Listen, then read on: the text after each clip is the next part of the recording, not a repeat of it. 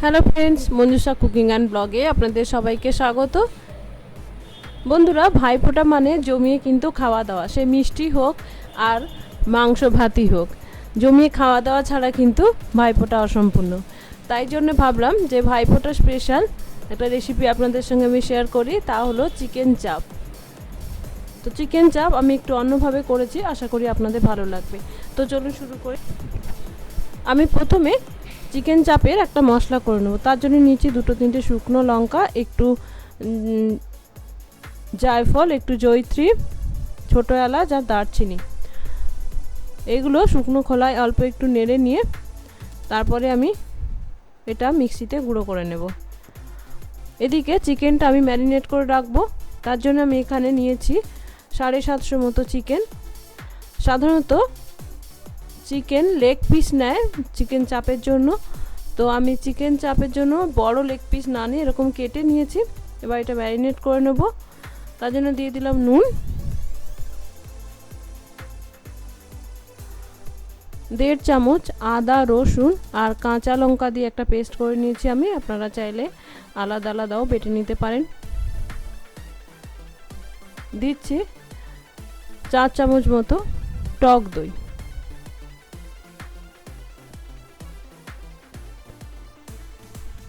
আর যে ভাজা মশলাটা আমি এক্ষুনি করলাম সেই ভাজা মশলাটা একটু দিয়ে দিচ্ছি।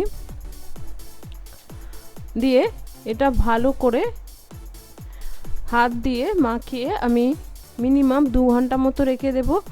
আপনারা যদি সময় থাকে তাহলে ওভারনাইটও কিন্তু রাখতে পারেন, তবে মিনিমাম 1.5 থেকে 2 ঘন্টা রাখলে চিকেনটা ভালো সফট হবে। কারণ এই পিসগুলো একটু বড় হয়, তো ম্যারিনেট করে রাখলে কিন্তু অনেক তাড়াতাড়ি করা। তো চিকেনটা ম্যারিনেট হতে হতে আমি অন্য ব্যবস্থাগুলো করে নেব। তার জন্য এখানে আমি একটা কড়াইতে বেশ কিছুটা পেঁয়াজ ভেজে নিচ্ছি, মানে বেরেস্তা করে নিচ্ছি। চিকেন চাপে বেরেস্তাটা কিন্তু একটা ইম্পর্টেন্ট। তো বেরেস্তাটা আমি প্রথমে করে নেব। হাই ফ্লেমে পেঁয়াজটা লাল লাল করে ভেজে নেব। দেখুন, হাই ফ্লেমে আমি লাল লাল করে পেঁয়াজটা ভেজে নিয়েছি। এর থেকে বেশি আর ভাজবো না, এর থেকে বেশি ভাজলে কিন্তু তেতো হয়ে যাবে। তো আমি এবার এটা তেল ঝরিয়ে ভালো করে নামিয়ে নেব। এবার কড়াইতে সামান্য তেল রেখেছি, তার মধ্যে দিয়ে দিলাম কয়েকটা কাজু বাদাম। কাজু বাদামটা একটু লাল লাল করে ভেজে নেব।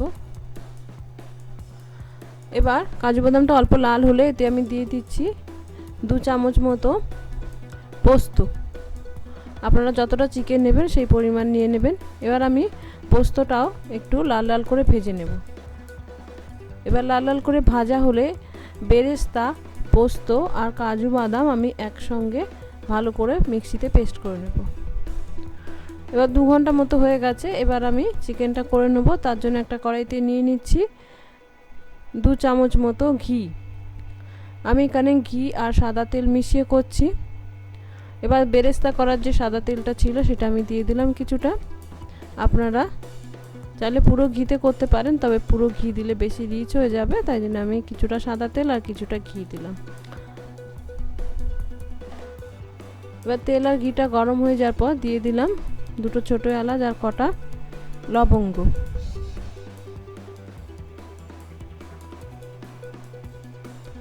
এবার দিয়ে দিচ্ছি 1.5 চামচ মতো আগে যে আমি আদা রসুন আর কাঁচা লঙ্কার পেস্টটা করেছিলাম সেটাই কিছুটা রেখে দিয়েছিলাম, সেটাই দিয়ে দিলাম। এবার আদা রসুন আর কাঁচা লঙ্কার পেস্টটা আমি একটু তেলে ভেজে নেব। এবার দিয়ে দিচ্ছি হলুদ গুঁড়ো আর কালারের জন্য রেড চিলি পাউডার। তেলের মধ্যে যদি এভাবে হলুদ আর রেড চিলি পাউডারটা দেওয়া হয় তাহলে কিন্তু কালারটা খুব সুন্দর আসে। ফলে চিকেন চাপে যে কালারটা আসবে এইভাবে কিন্তু কালারটা আনা হয়। দেখুন কালারটা কি সুন্দর এসেছে। এবার এই তেলে আমি যে ম্যারিনেট করে রেখেছিলাম চিকেনটা সেটা দিয়ে দেব। আমি 2 ঘন্টা মতো ম্যারিনেট করে রেখেছিলাম, তারপরে দিয়ে দিচ্ছি চিকেনটা আমি হাই ফ্লেমে 10 মিনিট মতো ভেজে নেব। কারণ খুব বেশি চিকেন থেকে যদি জল বেরোয় তাহলে চিকেনটা বেশি সেদ্ধ হয়ে যাবে আর ভেঙে যাবে। এভাবে ভেজে নিলে একটা সুন্দর গন্ধ আসবে আর বেশি জল না বেরিয়ে সুন্দরভাবে সেদ্ধ হবে। দেখুন আমি 10 মিনিট মতো ভেজে নিয়েছি। চিকেন কিন্তু এখনই সেদ্ধ হতে শুরু করে দিয়েছে। এবার আমি একটু ভালো করে নেড়েচেড়ে নেব।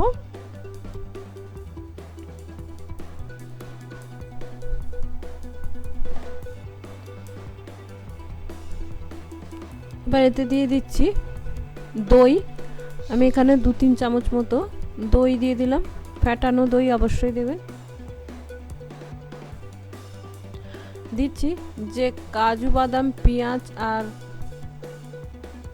পোস্ত দিয়ে বেটে রেখেছিলাম সেইটা, আর দিয়ে দিলাম মাংস ম্যারিনেট করার সময় একটু গ্রেভি থেকে গিয়েছিল, সেটাও দিয়ে দিলাম এর সঙ্গে।